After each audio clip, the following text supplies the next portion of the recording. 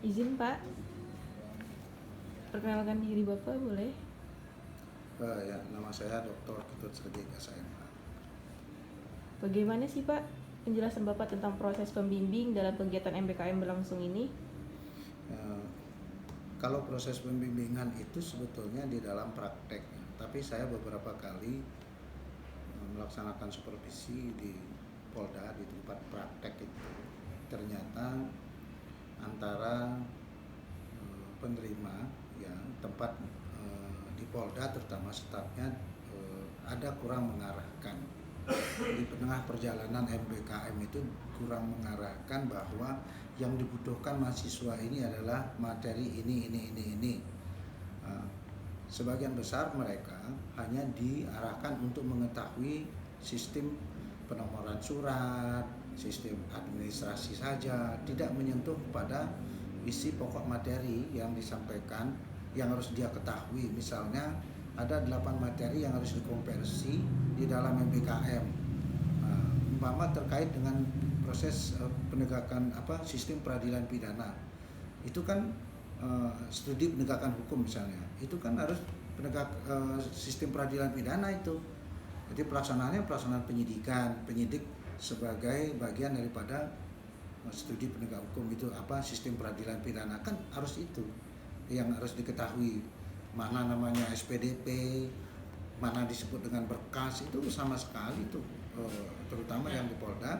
Dalam pertengahan saya supervisi itu saya temukan seperti itu, maka saya kumpulkan administrasi yang ada di Polda, bagian administrasinya, kepala bagian administrasinya itu, saya menyampaikan. Itu ada foto-fotonya, mungkin sudah di-share itu. Nah, pada saat itu saya menyampaikan agar diberikan pengetahuan tentang yang dibutuhkan oleh mahasiswa itu sendiri yang terkait dengan materi pelajaran.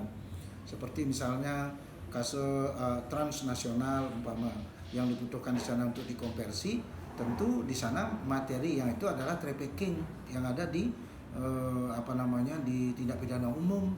Karena di sana dia dimagangkan, belajarkan di 3 institusi reserse, ada di reserse umum, ada di reserse khusus, dan ada di narkotika.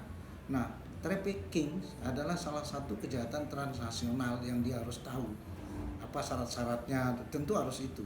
Nah, saya selaku pembimbing, proses pembimbingan ini nanti pada akhir akan saya tanyakan kepada mahasiswa itu.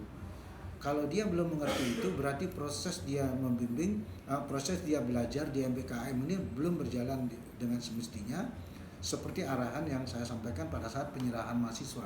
Dia ingin tahu apa, dia tidak ngomong sama staf di sana. Karena saya dapat juga informasi dari staf di sana itu bahwa mereka ini tidak ngomong harus diinikan apa, jadi menunggu disuapin, tentu harus aktif. Ada salah seorang mahasiswa yang mengerti, Pak saya butuh ini loh Pak, saya butuh ini. Dia ada salah seorang mahasiswa laki-laki itu udah menjelaskan ke saya. Tapi sebagian besar mahasiswanya pasif. Saya bilang pasif, jadi tidak kreatif di sana apa yang dia butuhkan dalam itu. Jadi gitu ya dari proses belajarnya ya. Terus bagaimana sih Pak pendapat Bapak tentang program MBKM ini? Kalau program MBKM ini secara idenya bagus, tetapi implementasinya itu kurang. Kenapa kurang?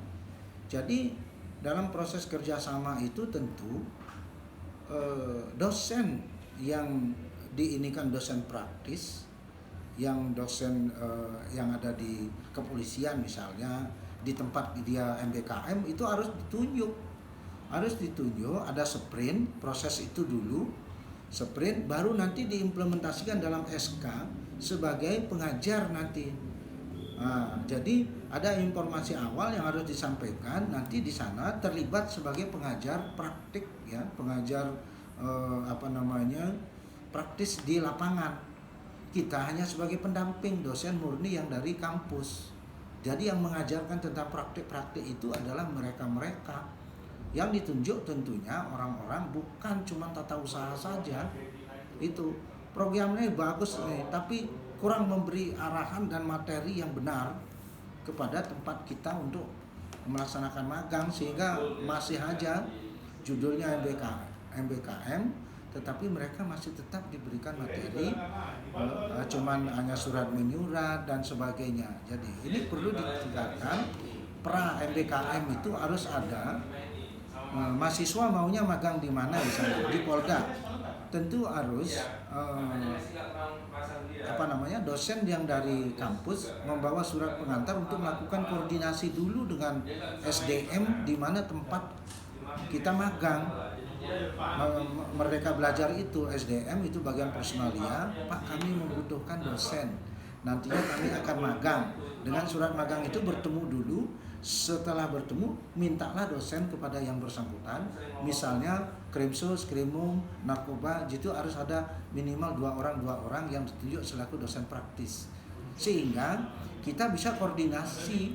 Sebelum ini ada rapat koordinasi dalam pemberian materi. Nah disitulah baru bagus jalannya MBKM ini sesuai dengan ide yang disampaikan itu gitu. Dan terakhir nih Pak, saran untuk MBKM ke depannya? Ya, mempersiapkan MBKM itu lebih konsepsional dan lebih mengarah kepada proses praktis ya yang harus dilakukan. Tempat magang sebagai lembaga, sebagai tempat magang, apa yang dia lakukan, kita sebagai dosen apa yang kita harus lakukan. Nah, seperti yang saya bilang tadi, penunjukan dosen di tempat magang misalnya di lembaga itu harus ada orang yang harus memberi pengetahuan tentang berkaitan dengan penegakan hukum.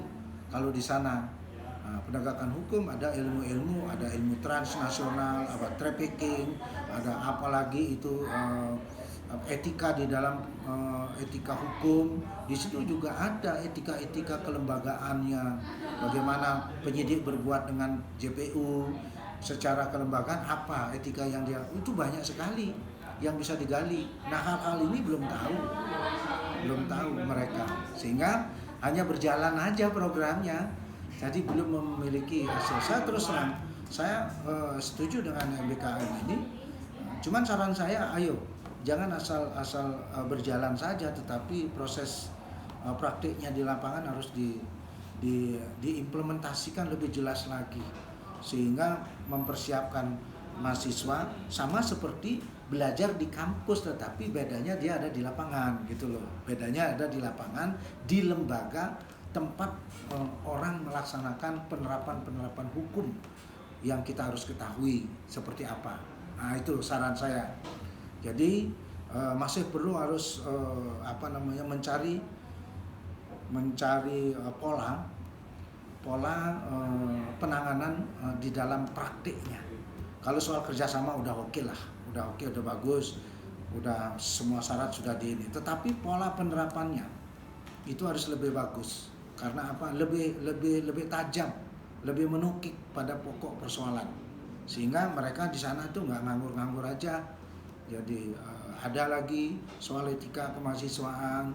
Seorang mahasiswa magang dia tidak perlulah ini harus membawa jaket alma maternya, karena dia kemana-mana harus menunjukkan bahwa dia itu dari UBL misalnya, harus tunjukkan itu. Jadi tidak bisa berpakaian preman ikut seperti mereka, tidak bisa, tidak boleh seperti itu. Sehingga menunjukkan, bagi saya sih menunjukkan jati diri di sana. Ketika saya berkunjung ke sana, saya nggak tahu bahwa itu mahasiswa kita ternyata berpakaian preman, seperti pakaian kuliah di sini. Enggak, itu tempat magang loh, tempat magang yang membawa institusi lembaga perguruan tinggi kita. Kita harus perkenalkan itu gitu loh. Ya itu aja saran saya. Mungkin di situ aja. Terima kasih ya.